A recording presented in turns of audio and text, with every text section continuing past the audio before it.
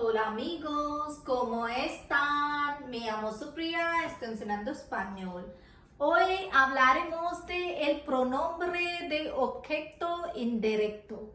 That means we'll talk about indirect object pronoun. Today we'll talk about indirect object pronoun. And so what is indirect object? In last class we have done direct object. So direct object is mostly the answer to what in your sentence.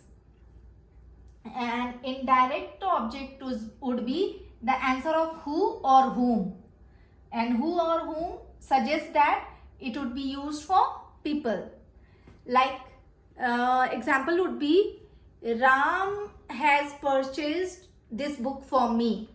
So this book is object, direct object of the sentence, and for me would be indirect object. So answer to whom? Ram has purchased this book for whom? So whom for me would be answer. So answer to whom would be indirect object. And for indirect object, what are the Spanish pronouns? We'll learn that. So let's see over here. English indirect object are me, you, him, her, usted, us, you all, them. These are indirect object in English. And their Spanish is me would be, spelling would be same, but we'll read it me. So me is me, you is te, him, her, usted would be le. Us would be nos, you all would be os, and them would be less. And we have already learned this indirect object pronoun while we were doing the verb gustar. So you have to remember this me, te, le, nosos, les, indirect object pronouns of Spanish language. And and it has few rules, and these rules are very similar to direct object pronoun DOP. So indirect object pronoun rule, IOP rules are very similar to DOP. So just like DOP, IOP will be placed before verb. So whatever the verb is in your sentence, you'll place IOP, indirect object pronoun, before verb. And in negative sentences, IOP will be placed between no and verb. Between no and verb. And in sentences with more than one verb, so you know the drill. If a sentence has more than one verb, so your second verb would be in infinitive form. So in that case, you will attach IOP in the end of infinitive form of verb. You can also place it before the very first verb, but prefer it to attach with infinitive form of verb. In the end of infinitive form of verb, that would be your second verb. And in gerundio form, so just like DOP, in gerundio form, IOP will also attach in the end of gerundio form of the verb. And here you can also place IOP in before the conjugation of a star verb, but prefer it to attach in the end of gerundio form of the verb. And you can never place IOP or DOP between a star verb conjugation and gerundio form of the verb. Either it has to be placed before the a star verb conjugation or after in the end of gerundio form of the verb, and prefer it to place in the end of gerundio form of the verb. And one more important rule, this is also important, you cannot omit it, like in the gerundio, when you will attach DOP or IOP in the end of gerundio form of verb, then you will have to put an accent over the third vowel from the end. So you will start counting from the end of that gerundio form and DOP IOP attached word. So you will start counting vowels and you will put accent on the third vowel from the end of that word. So whatever the third vowel is, you will have to put accent over there. This is very important.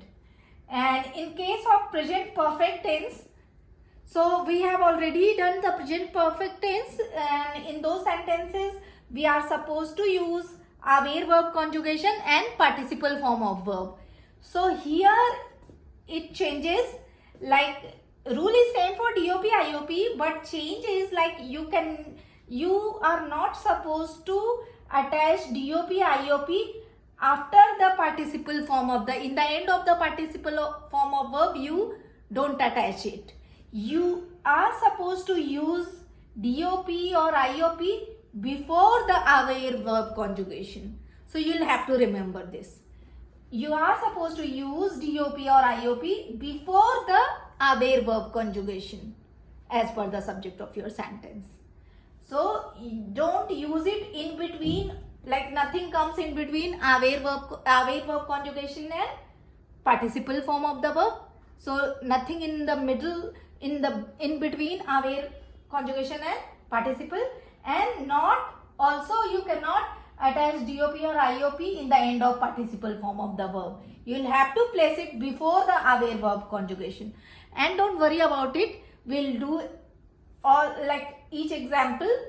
We'll do example for each rule. So don't worry about that. And okay, we'll do example now.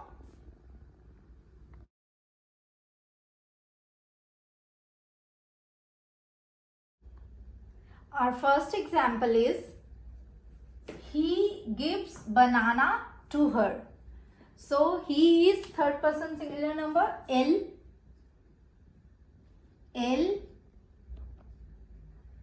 and to give is dar verb, and third person singular number conjugation would be da. And remember, before the verb you are supposed to place the IOP. What is your IOP in this sentence? Her. Because answer to who or whom is her. So your IOP is her, and her is third person singular number. So, and irrespective of gender, either it is him or her, like no matter what gender it is, your IOP would be le, always le, for third person singular number. So for her you would place le, le, and then the verb conjugation as per the subject of the sentence, da. So dar verb third person singular number conjugation would be da. El le da, banana is platano, el le da platano, that's it. So one way you can say el da platano a ella, but with the use of indirect object pronoun you will make this sentence as el le da platano, el le da platano. Le is for to her, the indirect object of the sentence. El le da platano. Our next sentence is, my mom gives me a hug. So subject of the sentence is my mom, and gives is verb, and a hug is object, and me is indirect object of the sentence. So you can see her was also a person, me is also for a person, and answer to who or whom is me in this sentence. So this is your indirect object pronoun and indirect object. And for me, Spanish indirect object pronoun is also me. So let's make the sentence. My mom would be mi mama or mi madre. Mi mama. Give is again dar. So, and mi mama is also again third person singular number. So third person singular number subject, so verb conjugation would be da. But before da we are supposed to place our IOP, and for me IOP indirect object pronoun is me. For me it is me, mi mama, me da. Mi mama me da. A hug is un abrazo.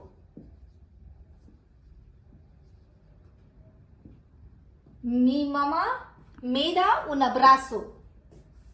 My mom gives me a hug. And you can tell me.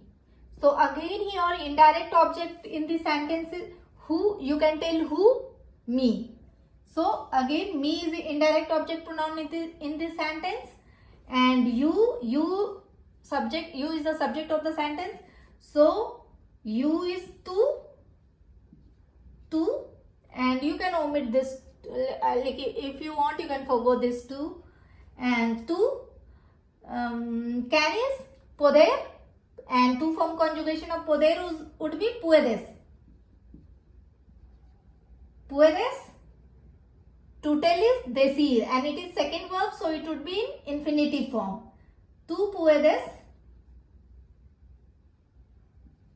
decir, and because here we have two verbs, so we can add the indirect object pronoun in the end of our infinitive form of verb. So for me, Spanish indirect object pronoun would be me. Tú puedes decirme, or I prefer it without to. Obviously, you can forgo the subject in the Spanish language because your first verb is conjugated as per the subject, so it is sufficient. So, puedes decirme, puedes decirme. You can tell me, puedes decirme. Or you can also make it as, like you can place the IOP before the very first verb. In that case, it would be me puedes decir. Me puedes decir. But I always prefer puedes decirme. Puedes decirme. And next sentence is she is cooking food for him. In this sentence, your indirect object pronoun, answer to who. She is cooking. Cooking is verb. She is the subject in this sentence. So she is cooking. What she is cooking? Food. So answer to what is your direct object pronoun, and answer to who is your indirect object pronoun. So answer to who or whom. So she is cooking food for who or whom. For whom she is cooking the food. So for whom, answer is for him. She is cooking food for him. So this is your indirect object pronoun. So your sentence would be she is ella, and she is cooking food. This is gerundio form. So we have already done how to make gerundio structure, like what is gerundio structure and how to make those sentences. So for ella is third person singular number. We are supposed to use a star verb conjugation as per the subject of the sentence. So a star verb third person singular number conjugation would be está. Está. Ella está cooking is cosi, and you are supposed to use gerundio form of the verb. So to cook is cocinar, and cocinar, gerundio form of cocinar would be cocinando. Ella está cocinando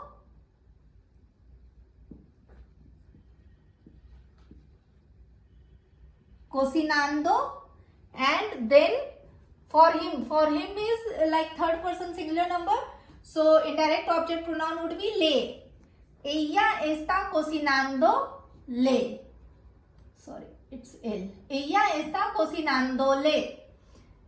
And remember, we have to count the vowel 1, 2, 3. E is our first vowel from the end, and O is our second vowel, and A is our third vowel from the end. So here we are supposed to put this accent. Cocinandole. Cocinandole. This is L. Ella está cocinando le. Or you can also make it cocinándole and food is comida. Because for him, le is for him, indirect object pronoun, and then food is comida. So you can also make it like you place this le before the estar verb conjugation. In that case it would be ella le está cocinando comida, and in that case there won't be any accent on cocinando, but prefer using this format. Ella está cocinándole comida. She is cooking food for him. And next sentence is present participle, like I have bought them a car. So that would be I is yo. So you can write this yo or forgo yo. And remember, present perfect tense, you are supposed to use aware verb conjugation and then participle form of the verb. But for aware verb, you are supposed to place the IOP or DOP before the aware verb conjugation. And what is the IOP in this sentence? Answer to whom or who is them. I bought them a car. Car is your direct object and them is your indirect object in this sentence. I is subject, to buy, bought is verb, and them is indirect object pronoun. Answer to who or whom is them, and answer to what is car. So it is direct object and it is indirect object. I have bought them a car. So yo, and then before aware verb conjugation you are supposed to place the IOP. So them is third person plural number. Third person plural number them. So here third person plural number IOP is less. So it would be less.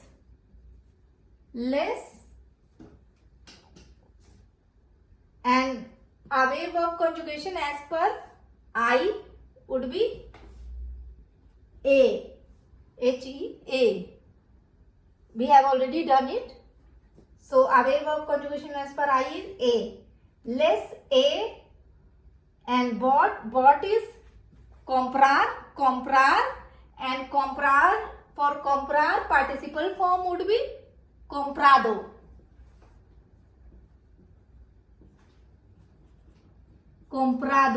Remember ado or ido? It depends on if the verb is AR ending ado, ER ending or IR ending ido. Les he comprado a car is un coche.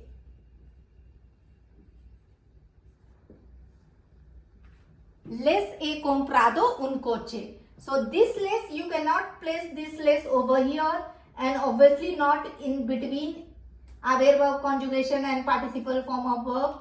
It has to be placed before the aware verb conjugation. Your IOP or DOP, whatever, you are supposed to place it before the aware verb conjugation. Here it can be in the end of gerundio form or before estar verb conjugation. Both the places you can do it, but you cannot place it in between estar verb and gerundio form. And here again you can place the DOP or IOP before the very first verb or in the end of infinitive form of verb. So that's it for today, guys. Adios. Hasta domingo.